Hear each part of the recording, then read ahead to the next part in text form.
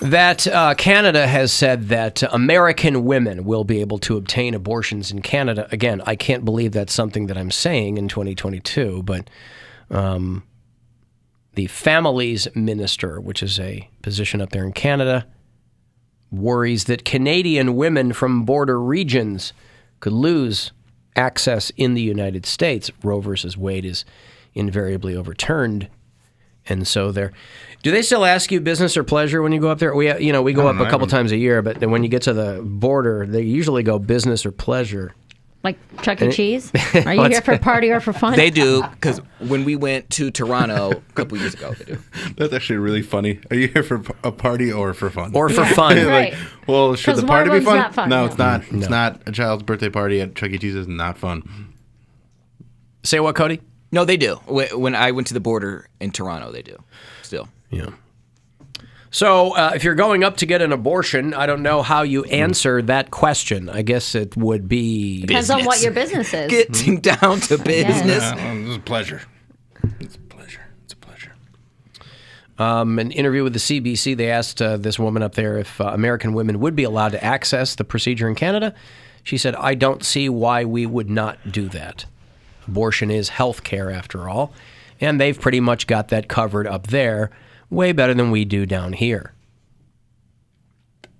So I guess you'll have to figure that out. Here in Northeast... Mexico? Huh? What about people that live on the southern border? They're in Texas They go to anyway. Mexico? Yeah, I don't know about that. I mean, I don't know that the...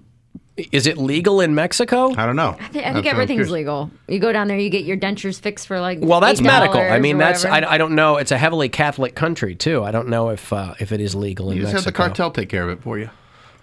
Yeah, just call the cartel. You know what? Hello, cartel. I need an abortion. One of those cartel abortions. Hello, is this a drug lord? Yep. Cartel abortion, I believe, is when they kill the mother and the child. The job's done, ain't it?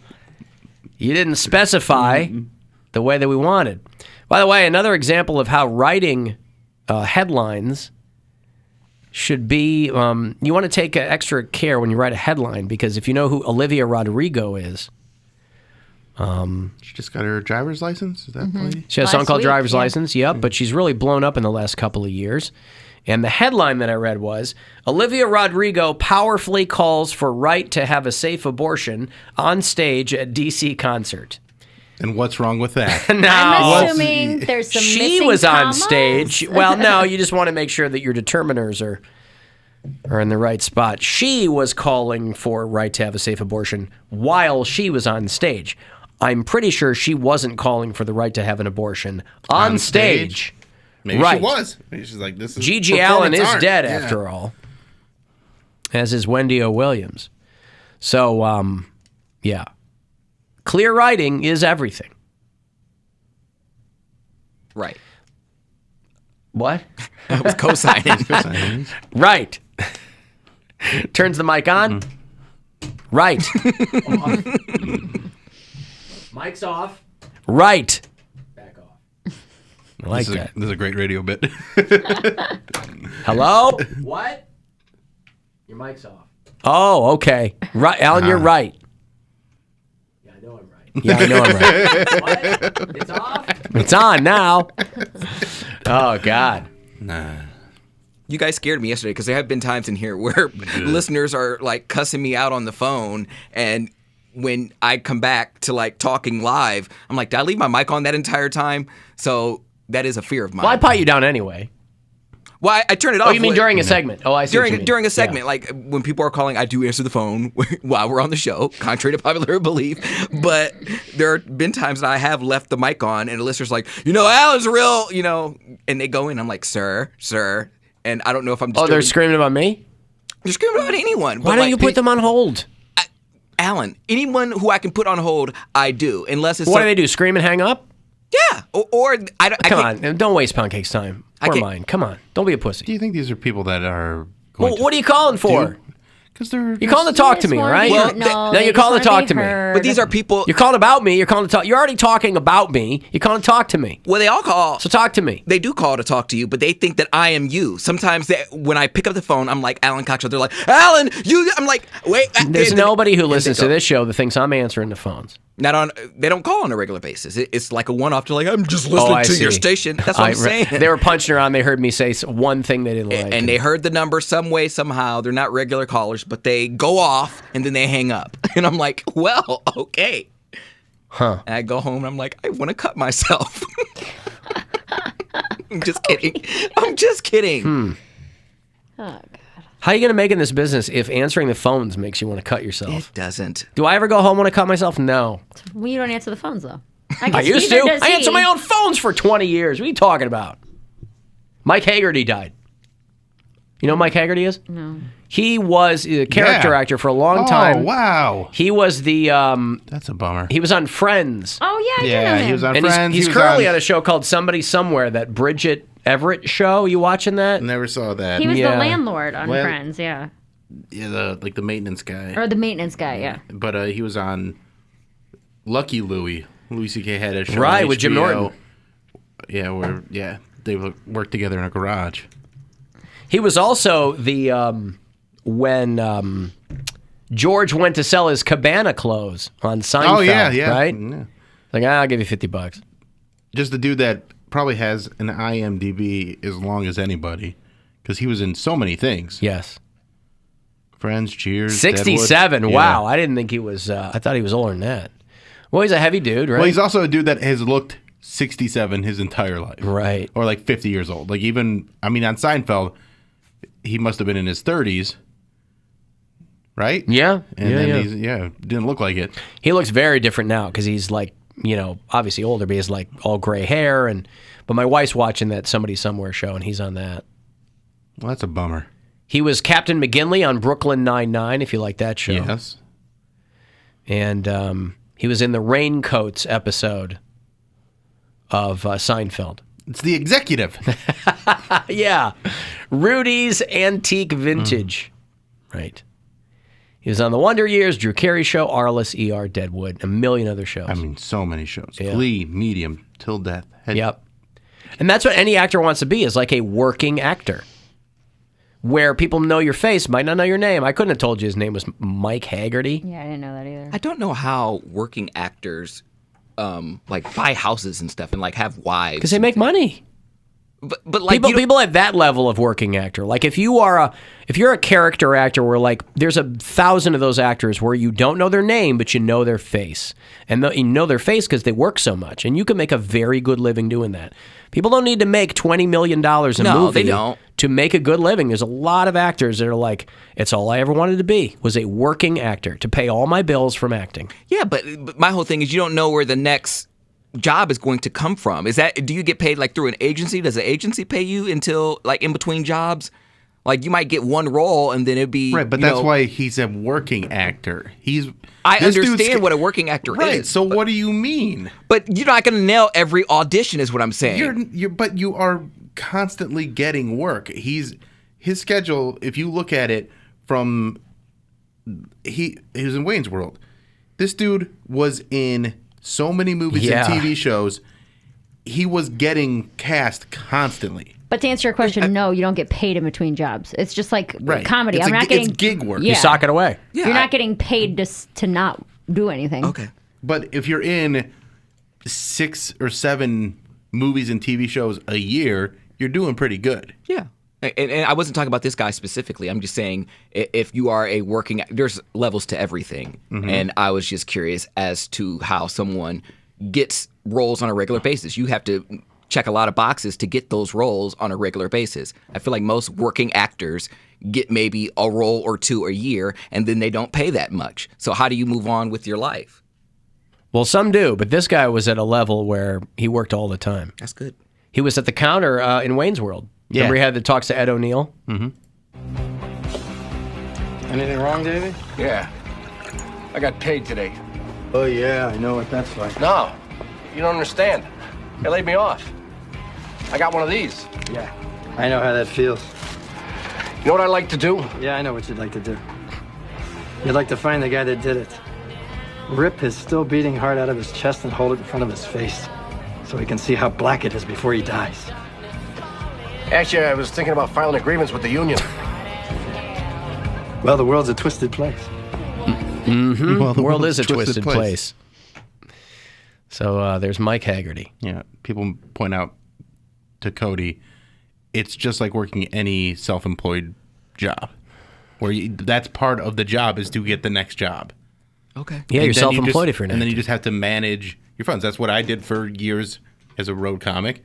Mary does that to a degree still. I mean, you're No, always, I don't manage my funds.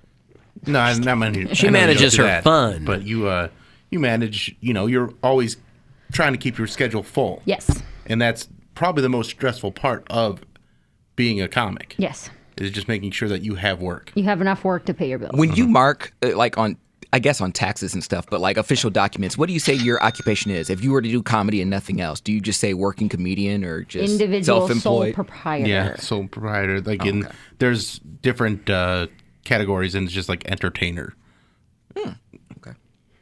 But a lot, and you guys might have run into this, but a lot of tax preparers will say, you got to come up with something else because they don't recognize. That happened to me this year. Like, there's a lot of things earlier in my career, my tax guy would go, you could be writing a lot of things off. You could write off your cable. You could write off your magazine subscriptions. You could write off blah, blah, blah, because they're all work related. You need them for work. And I go, they're never going to go for that. You should know they're never going to go for that. That is true, though. You can, I can write up, I think, up to 60% of my phone bill every month because I have to use social media to post for comedy and things like that. Yeah. But maybe they loosened it up a little bit more now, but back in the day, he was like, oh, yeah, try this. I go, that's never going to fly. They barely think this is a job.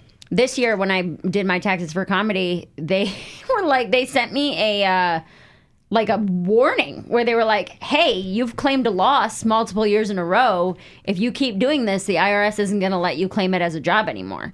They're like, because it's considered a hobby if you lose money multiple years in a row. And somebody was like, yeah, that's true. Like, I posted it on a funny version of it on Instagram and TikTok where I was like, when did TurboTax become my dad? Where they're just like, when are you going to give this up and get a real job? And someone's like, as a tax preparer, this is 100% true. You're more likely to get audited and things like that. And I was like, okay, but what am I supposed to do if my career is losing money? Like, right. I can't not claim it. Stuff off. But my biggest write-off is my car. So you write off 56 cents per mile, and when I drive 60,000 miles a year, you know what I mean? I'm not making 30 grand a year in comedy. Right. So they're like, hey, this isn't real. And I'm like, oh, but it is. And then they're like, well, you shouldn't do it. So if That's you essentially what they're saying. I was right. going to say, so if you really go to like a tax guy, they'll tell you the same thing? Yeah.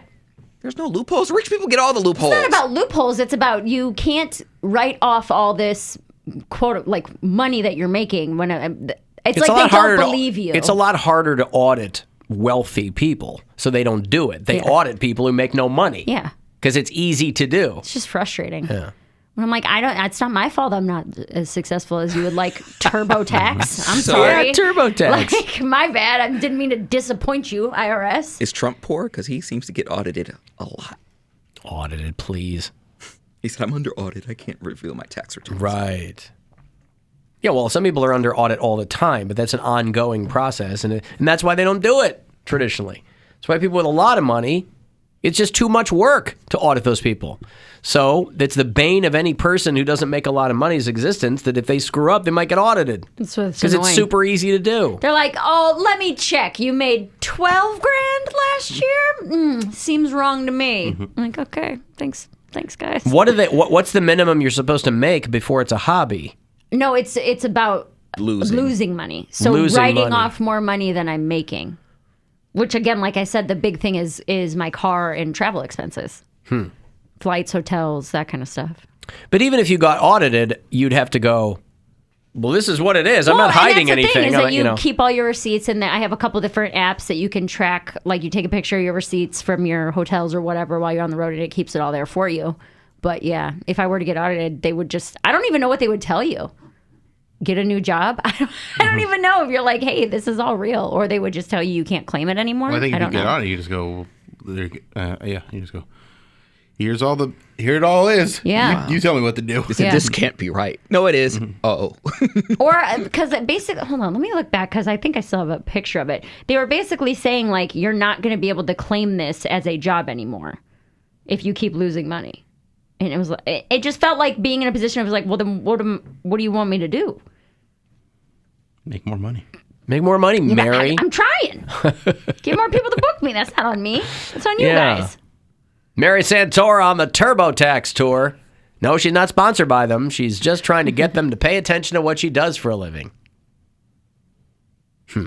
Well, on this, I'm looking through, I got an email saying that we got a raise for royalties from 0.0022 of a penny to 0.0028 of a penny per spin. So Who is that from? That is from Sound Exchange. So that's like Pandora and Spotify. So and it's all those. 0.02 of a penny. I think it's 0.002 of a penny. 0.0022. Oh. And it got raised to 0.0028. Oh, that's So can I great. just send them that screenshot and be like, hey, There you go. this is... Tax that. Yeah, what do you want Take me my to taxes do? out of that. Hey, you guys were talking about monetizing TikTok. I have a friend who has just a few thousand followers or whatever. The money to be made is in live videos. When you go live on TikTok, people will just send you gifts, and some of them are worth like $15, $20, whatever. But even TikTok takes 50% of that. So it's all a scam. They take 50% of gifts you get? And you can't do that until you have 100,000 followers. You can't monetize lives until you have 100,000 followers. Oh, he said his friend just has a few thousand. There's no way that's true. Even OnlyFans ain't that strict.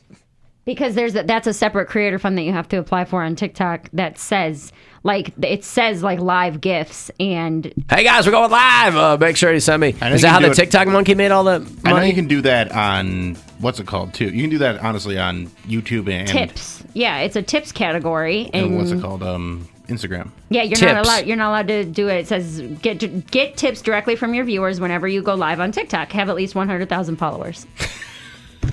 So I don't know what that guy's Oh talking man, about. it is Maybe a scam, isn't maybe it? his friend's doing it on Instagram. 'Cause Maybe. you can do it on Instagram. But I hate doing And you're lives. tipping people for why? Because we do this live all day. Like, Yeah, I mean, we're all so- live performers. Right, but I don't know. I say everything I say on this show or my podcast. When I go live, they feel weird. It's behind the scenes, man. You got to figure out It's like, hey, here's my kitchen. Got to figure out a gimmick for doing a good live. Oh wait, no, he's right. Get gifts when you go live is only 1,000 followers. Oh, well, there you go. Gifts for. Oh, people can send you gifts on your regular posts when you have 100,000 video Gifts. gifts. These are monetary huh? Gifts. Yeah, so gifts. they'll send you like an emoji of a rose, but that rose is actually worth $10. Oh, gifts. Gifts. Gifts. Yeah, that's what I thought Presents. you were saying. Yes, yeah. money. An emoji of a gift. An emoji of a gift. That's actually worth real money. If there's So 30,000 they're people, microtransactions is what they are. I need Yeah. 30,000 Wow. more followers on TikTok. Same. So get at it. There you There's probably go. 30,000 Listen, people there. you're a fan of this show. Mary's got a lot of explaining to do with TurboTax, all right? So let's make this happen before April of 2023.